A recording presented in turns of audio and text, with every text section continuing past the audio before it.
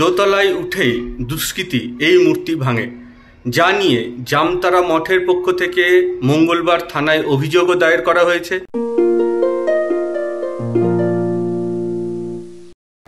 একটি দুঃখজনক খবর আপনাদের সঙ্গে শেয়ার করার জন্য এই ভিডিওটি করছি। নমস্কার, স্বামী টকস উইথ সুদীপ চ্যানেলে আপনাদের সকলকে স্বাগত।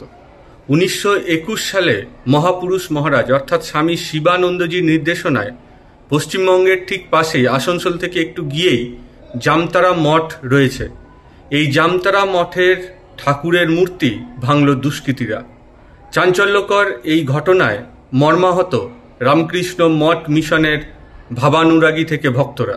বেলুর মঠের এই শাখা আসানসোল ঝাড়খণ্ড লাগোয়া সীমান্তে অবস্থিত। এই মন্দির দোতলা ছিল এবং ঠাকুরের মূর্তিটি ওপরে অর্থাৎ দোতলায় ছিল, কিন্তু সেই দোতলায় উঠেই দুষ্কৃতী এই মূর্তি ভাঙে, যা নিয়ে জামতারা মঠের পক্ষ থেকে মঙ্গলবার থানায় অভিযোগও দায়ের করা হয়েছে। নিয়মিত পুজো করা হতো এই মূর্তির।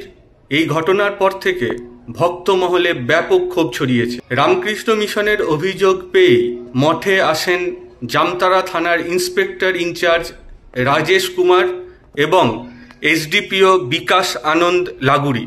তারা কথা বলেন মন্দিরের দায়িত্বে থাকা মহারাজের সঙ্গে এবং আশ্রমের যিনি সম্পাদক সেই স্বামী সনকানন্দজির সঙ্গেও তারা কথা বলেন। পরে এসডিপিও জানান যে পুলিশ গুরুত্ব দিয়ে বিষয়টি দেখছে এবং মানুষের কাছে তিনি শান্তি বজায় রাখার আবেদন করেছেন। এদিকে বেলুর মঠের কাছে খবর পৌঁছাতেই 3 সন্ন্যাসীর প্রতিনিধি দল পাঠানো হয়েছে জামতারা মঠে এবং সেখানে গিয়ে তারা সরাসরি কথা বলছেন। সেখানে সন্ন্যাসীদের সঙ্গে কেন এই পরিস্থিতি হলো তা নিয়েও প্রশ্ন উঠছে। তবে এমন ঘটনার নিন্দা করছেন, সকল দোষীদের শাস্তির দাবি করছেন। জামতারা থানার ইন্সপেক্টর তিনি বলেন যে ইতিমধ্যেই দুষ্কৃতীকে চিহ্নিত করা গিয়েছে, আশা করি ধরা পড়বে।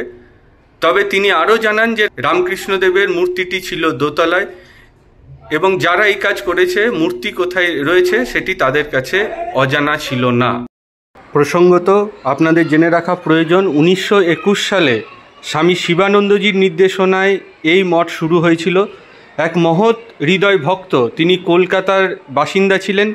3 বিঘা জমি তিনি সেই সময় রামকৃষ্ণ মঠ মিশনের প্রেসিডেন্ট মহারাজ পরম পূজনীয় স্বামী ব্রহ্মানন্দজিকে দান করেছিলেন।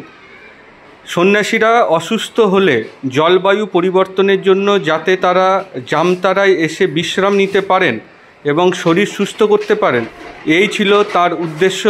এবং কয়েক বছর পর স্বামী তুরীয়ানন্দজি ও স্বামী শিবানন্দজি মিহিজামে আসেন এবং তারা জামতারার এই মঠ পরিদর্শন করেন। 1926 সালে স্বামী শিবানন্দজি শিবরাত্রির আগে দেওঘর থেকে জামতারা মঠে আসেন। শিবরাত্রির দিন মহাপুরুষ মহারাজ আশ্রমের এই নতুন মন্দির, যে মন্দিরটি আপনারা দেখেন, সেই মন্দিরটি তিনি উৎসর্গ করেন।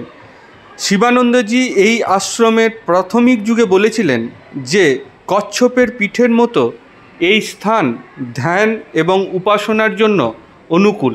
খুব স্বাভাবিকভাবেই প্রাচীন এই মঠের ঠাকুরের মূর্তি ভাঙার ঘটনায় ক্ষুব্ধ ভক্তরা অবিলম্বে দোষীদের শাস্তির দাবি করছেন তারা।